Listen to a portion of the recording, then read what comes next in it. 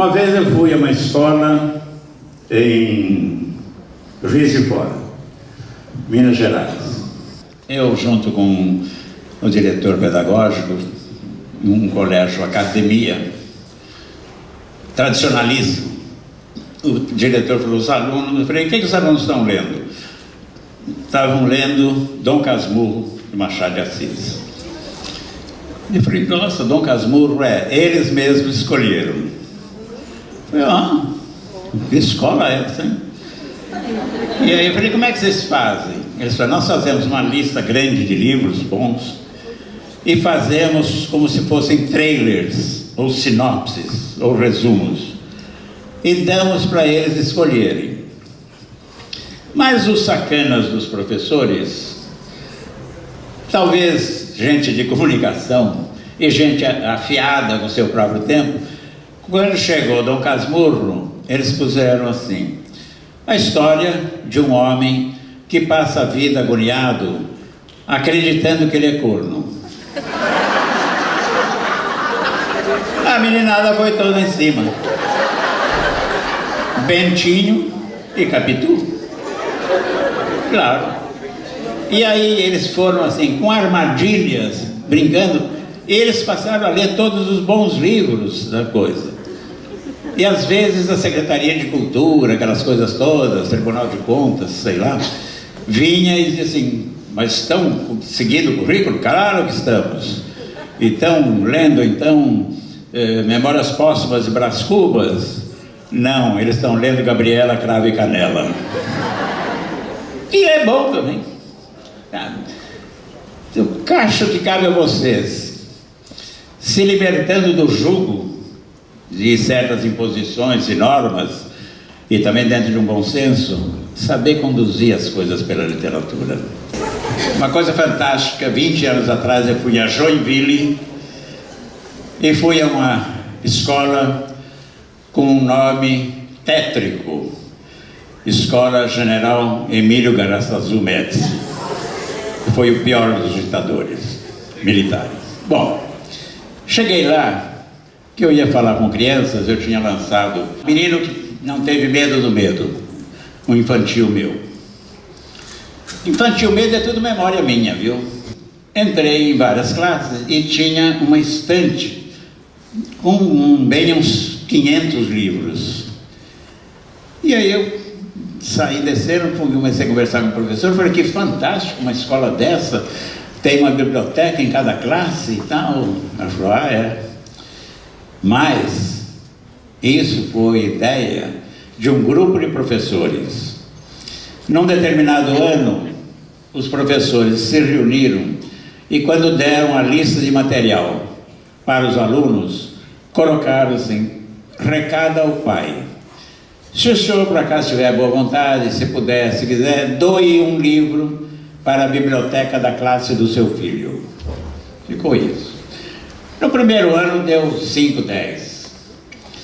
Mas já se comentou na própria cidade. No segundo ano, já teve um número bastante expressivo de contribuições. E depois, todos os anos, praticamente todos os pais davam livros. E as bibliotecas intercambiavam livros duplos, etc. E essas bibliotecas de classe continuam a crescer. Porque aí é uma coisa também, o pai cujo filho vai lá estudar, leva um livro, leva. E um dia eu cheguei em Teresina, Piauí, cidade mais quente desse país. E fui almoçar, saí do aeroporto, o secretário de Cultura, que é um poeta também, era um poeta, Wellington Soares, me levou para comer uma carne de sol e a gente está conversando, ele falou, Inácio, ele falava certo, Inácio, sabe que aqui em Teresina existe uma escola em que os alunos, é uma escola de ensino médio, fundamental e médio, e os alunos leem 20 livros por mês. Eu falei, Wellington, nem na USP, durante o curso inteiro, eles leem 20 livros. Imagina que uma escola de Teresina, não diminuindo sua cidade, vai ler 20 livros. Ele ficou quieto, acabamos de comer, ele falou, entra no carro. Ele não tinha telefonado para ninguém, nada. Entrei no carro e atravessamos Teresina inteira. Chegamos num bairro que era distante, periferia da periferia. Paredes imaculadamente brancas. Ele falou: é aqui que eu quero que você conheça, é isso que eu quero que você conheça. Casa Meio Norte. Meio Norte porque Teresina se localiza no meio entre Norte e Nordeste, e aí fica essa história entre eles de Meio Norte. E eu falei: isso é uma escola pública. Eu falei: mas cadê as pichações, cadê aquela coisa arada toda, aquela ficha infernal? Ele falou: não tem. Entrei, não tinha uma grade em nenhuma janela. E a escola tinha todos os vidros. Fui andando, fui à cozinha limpíssima, fui ao banheiro limpíssimo. E ele falou: e agora você vai às classes.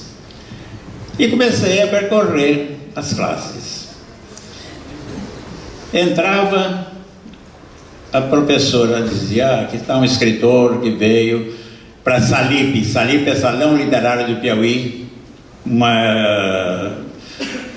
um evento, eu não gosto da palavra evento, mas uma instituição deles que já tem quase 15 anos. Reúne escritores do país inteiro. Aí fui andando, aí uma menina me deu, falou: olha, eu fiz um poema. E eu li na hora, eram 4 linhas assim. Se da droga você fugir, feche as portas para nela eu não entrar. Não, se da droga você escapar, feche a porta atrás de você para que ninguém mais possa entrar. Aí fiquei olhando, o Wellington falou: o pai é o maior traficante de drogas do Piauí. E aí um me dava uma crônica, um poema, uma coisa, eu fui conversando, e aí eu ia ficar meia hora, fiquei 4 horas conversando com eles. Aí eu falei: mas o que é essa escola? Ele falou: ouça. E me apresentou as professoras, 6, 7 professoras, nordestinas, mirradinhas, todas assim, com um olhar lindo, explodindo de fúria e de brilho e de alegria. Essa escola, poucos anos atrás, isso já faz o que, uns 5 anos que eu fui lá, então 10 anos. Essa escola era a pior coisa que existia no Piauí. Infernal. Periferia da coisa assim, bandidinhos, louquinhos, tudo doidinho, ninguém conseguia dar uma aula, nada, não havia a mínima possibilidade, era uma zorra, era uma muvuca, era grito, eles sentavam, fumavam, fazia tudo dentro da escola. E a Secretaria de Cultura, de Educação tinha decidido acabar com a escola.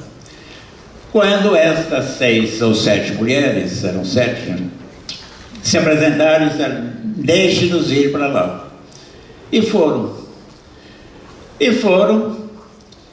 No primeiro dia de aula, cada uma delas começou a contar uma história. E ninguém ouviu. Na segunda aula, a outra contou uma história que ninguém ouviu. No segundo dia, elas contaram a história e ninguém ouviu. No 10º dia, uma delas percebeu que uma menina estava prestando atenção. E no outro dia, tinha 2 ou 3 meninas, porque essa que prestou atenção contou para ela assim: olha, eu estou ouvindo uma história linda. Ao cabo de 4 meses, era um silêncio absoluto de toda aquela classe ouvindo histórias. E elas continuaram a ouvir histórias, e o que elas fizeram? Com o auxílio de outros professores, organizaram os currículos, de modo que a matemática era dada por meio de uma história. Criavam personagens ou adaptavam histórias clássicas, contando, e falavam de geografia, falavam de história do outro. Essa história, essa escola, Casa Meio Norte, ganhou todos os prêmios seguidos da melhor escola do Nordeste, com as mulheres contando histórias. E eu ficava imaginando aquelas figuras frágeis, sabe, que um sopro e mandava embora, contando histórias diante daquela multidão de loucos. Então você pode quebrar A literatura também serve para isso. Eu contei essa história num livro que se chama O Mel de Ocara.